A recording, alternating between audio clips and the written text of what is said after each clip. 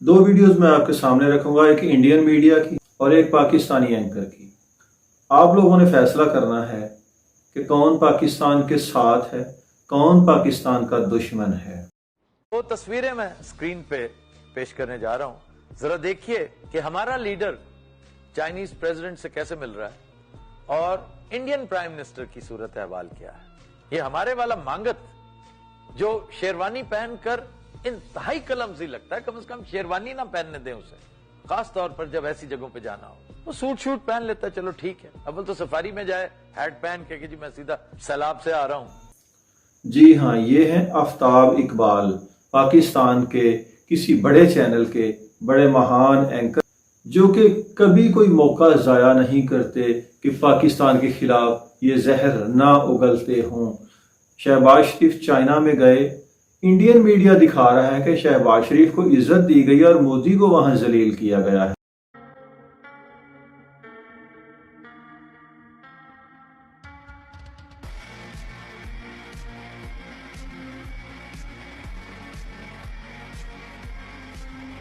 لیکن یہ آفتاب اقبال یہ ثابت کرنے کی کوشش کر رہا ہے کہ جی مودی کو وہاں عزت ملی ہے اور شہباز شریف کو عزت نہیں دی گئی، اس نے پاکستان کی ناک کٹوا دی۔ ایڈیٹڈ تصویر، پی ٹی آئی والوں کی ساری زندگی ایڈیٹڈ تصویروں کے سہارے ہی گزرتی جا رہی ہے، اور یہ لوگ ان باتوں پر، اس طرح کی چیزوں پر یقین بھی کر لیتے ہیں۔ افسوس کہ پاکستان کی دھرتی نے کیسے کیسے غلیظ، گھٹیا اور بدبودار کردار پیدا کیے۔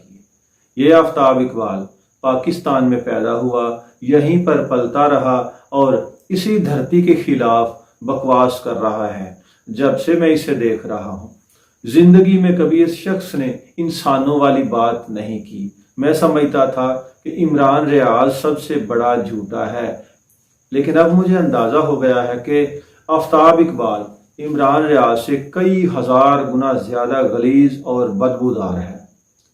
افسوس ہوتا ہے کہ وہ میڈیا چینلز جو اس طرح کے گھٹیا لوگوں کو اینکر بنا کر لاکھوں کروڑوں روپے کی تنخواہیں بھی دیتے ہیں تاکہ یہ لوگ آسانی سے پاکستان کی جڑیں کاٹ سکیں۔ میں ریاست پاکستان سے، ان کے ذمہ داروں سے بھی ایک سوال پوچھتا ہوں کہ پاکستان کے خلاف بکواس کرنے والے ان گھٹیا کرداروں کو کیفر کردار تک کیوں نہیں پہنچایا جاتا؟ یہ کوئی بھی موقع جانے نہیں دیتے پاکستان کے خلاف زہر نہ اگلتے ہوں، حکومت پاکستان ہو یا ہمارے ادارے ہوں۔ یہ جہاں کہیں بھی یہ اسرائیلی چوہا آفتاب اقبال، یہ لگڑ بگا چھپا ہوا ہے، اسے واپس لایا جائے اور اسے پاکستان کے اندر نشان عبرت بنا دیا جائے، تاکہ اس کے بعد پاکستان میں اس طرح کی گھٹیا نسلوں کی پیداوار روکی جا سکے، جو کہ پاکستان میں ہی پیدا ہو کر پاکستان کے ساتھ دشمنی کرتے ہیں، انڈیا اور اسرائیل کے ایجنڈے پر کام کرتے ہیں۔